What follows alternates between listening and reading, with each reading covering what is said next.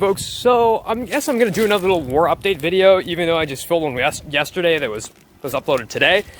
But there's actually really something very, very interesting to talk about, and I'm probably gonna make this one quite a bit shorter than normal. But as far as the military situation on the ground in Ukraine, the southern campaign, there's not really anything new to report there. The operations are ongoing. Yeah, nothing really new there. In the Donbass,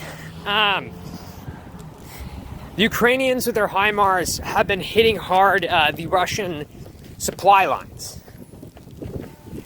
And this has been something that they haven't been used to throughout the war. They had a several-month window that really was their best opportunity to make gains, and they were able to occupy the entirety of Luhansk Oblast in that time. But not Donetsk, as they had sought to, at least. So their supply lines are being hit, and they're not seeming to be able to cope with it in quite the same way the Ukrainians are. And the Donbass bombing operation that Zelensky and the Ukrainian forces announced and have been carrying out has been hitting many saltpeter depots, including the main one in Donetsk. So it's getting rid of their ammunition, getting rid of their artillery, getting rid of basically all the supplies that they can muster to the army. They're not used to having their supply lines under fire. The Ukrainians have been dealing with that for the entirety of the war. So much of the tactical advantage of the Russians has decreased into nothing. In the Donbass here, more and more strikes have been happening, and the Russians have not ceased their constant attack. And it's actually a little odd, the strategy that Shoigu has the Russian military undertaking, because since basically halfway through that sort of window of opportunity, he had them actually start attacking all the way across the front line at once, like they're playing Hearts of Iron 4 or something. And there's a bizarre strategy where basically it made it so that there was a somewhat weak attack everywhere, and the attack was able to get through nowhere. This has been, or virtually nowhere, maybe one village here, one village there. This has been ongoing, and the attacks are growing noticeably weaker, according to people on the ground. So, could it be the beginning of the end for the Russian Federation? Perhaps. So, in Moscow, now back at the Kremlin here, U.S. intelligence has been reporting that many of the generals, at least the generals that are left, over 40% of them have been killed, and even more than that have been, and then some have been removed from their positions as well. So, among these generals who are still left, a lot of them, and this is what the intelligence has been saying, is that they're afraid to tell Putin the actual reality on the ground, like afraid to give him the intel, basically, out of fear of an angry reaction, out of fear of being basically punished by him, which is a very Stalin-like attribute.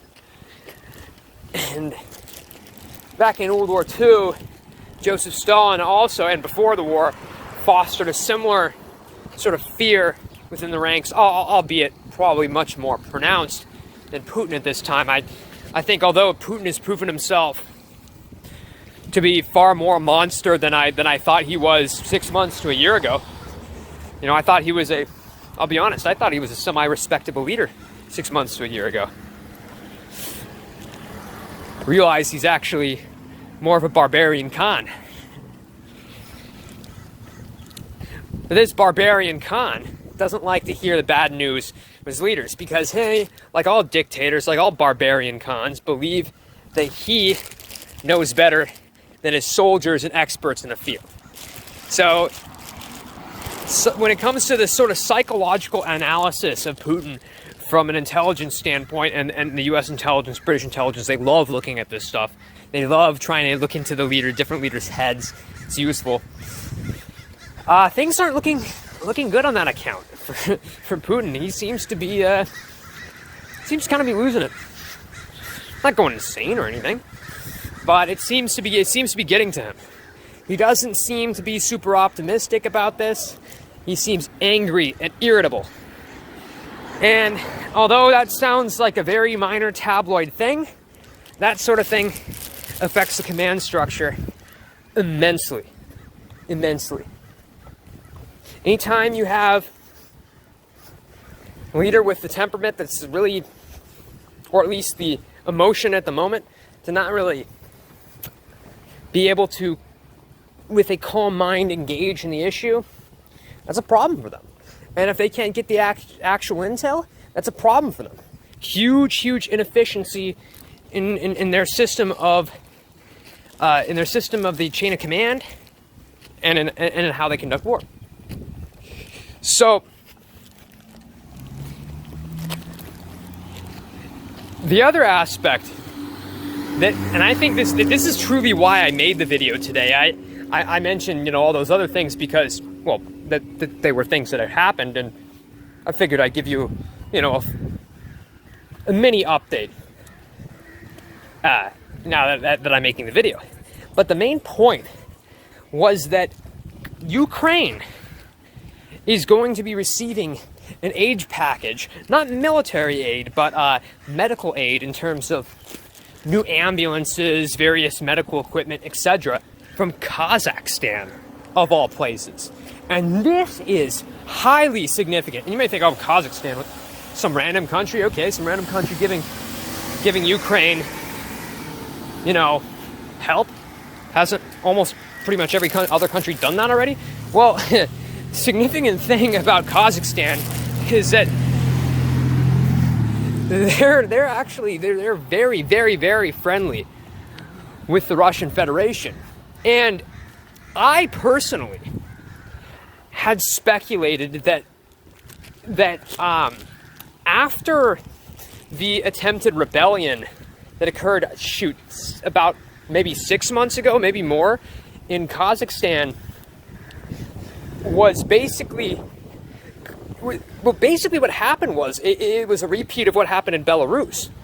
So there was a large attempted protest movement or revolution, kind of maybe, peaceful to maybe rioting revolution, but not like an armed insurrection or anything necessarily yet. But there was a huge protest movement against the leader, Nur, I believe he is, of I know he has like a full name, but Nur is the only part of his name I can remember off the top of my head. Basically, he was saved by Putin. And given that there was a large continuity between what happened and what occurred in Kazakhstan and what occurred in Belarus, I had somewhat figured that there would sort of be a similar response from Kazakhstan. The way I had seen it was that basically Putin was doing a favor for Nursultan Nazarbayev. I remembered his name, or actually I looked it up during the cut, which wasn't really a cut. My phone stopped filming without me realizing it. But so there's a little correction. Nursultan Nazarbayev actually did step down after that. He had been president since '91 and was a Soviet politician before that. But he put his buddy boy up there, so it's basically it's honestly not even important to say his name. He's basically just an emanation of Nazarbayev still on the presidency. So effectively speaking, it's the continuation of the Nazarbayev Nursultan regime under a different name. So I had figured, again, that there would be a favor that Putin would be able to call in. Well, it seems that unlike Belarus, which actually, it didn't contribute troops to the war, but allowed Russia to stage an attack on Kiev through their territory, which is huge. obviously you're not going to stage an attack on Ukraine through Kazakhstan, geographically speaking, but it's interesting that Kazakhstan is now assisting Ukraine. And I don't think this is something that's going to go unnoticed by Russia. So, effectively speaking, Russia has been backstabbed by one of their few and dwindling allies. And given that this was a decision made by Nazarbayev's successor, evidently this is somewhat of a bit of a declaration of independence from Russia, or from the Russian Federation. And I think that because of this, and I think this was already a possibility, that should Russia somehow pull everything together, and should they be completely successful in their war and occupy, God forbid, all of Ukraine, or half of Ukraine, or at least a solid portion of Ukraine, to the point where they could claim victory in a genuine way. If that's the case, I believe that their next target, it would be either Moldova, which is what most people expect or suspect, either them or Kazakhstan, I think. Now, Kazakhstan is approximately 17% Russian, particularly in its northern regions. And Putin in the past had made an interesting comment about Kazakhstan and Nazarbayev, saying that Nazarbayev, effectively speaking, created a state in a place where there had never been a state. And it's kind of an oddball thing to say. It's quite ahistorical, or it's kind of a oddball interpretation of history, which is seemingly what the entire national identity of the Russian Federation is based upon, is this often contradictory and really not fully accurate understanding of history. Because there was a Kazakh Khanate, and although I suppose it wasn't a state in the sense that the United States is, I suppose, it was a Khan, it was a chiefdom, basically. They operated in a tribal sort of way, but before the Russian Empire conquered the area, the most of what's now Kazakhstan was organized into the Kazakh Khanate. So I think that qualifies as a state. Wait. And let's suppose that even if it doesn't qualify as a state, it means the people were obviously there, organizing themselves in some form or another. And wouldn't it be natural that when the modern world comes about, and in the era of nation states, that there would be a Kazakh nation state? It makes absolute sense. So I suspect that the reason they did this is that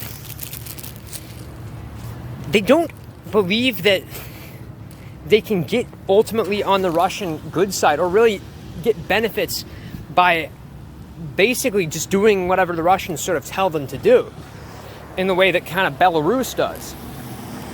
They probably see Russia as a threat no matter what they do, saying, well, we might play ball with them, but at the end of the day, they don't think we're a legitimate country. We have a sizable minority of their people who Putin, when in context of talking about other countries, pretends to be an ethno-nationalist, then when inside of his own country, then squelches ethno-nationalism, particularly Russian ethno-nationalism, which is very, very ironic, very contradictory standpoint to take, leading some to say, with evidence, that they're an ethno-nationalist nation, and leading others with evidence to say they are not an ethno-nationalist nation, rather they are civic nationalist or multiculturalist. So I think that you see the decline in the relationship between Russia and Kazakhstan, and it's emblematic that Russia's closest allies are abandoning them. Gotta help you, Vladimir Putin.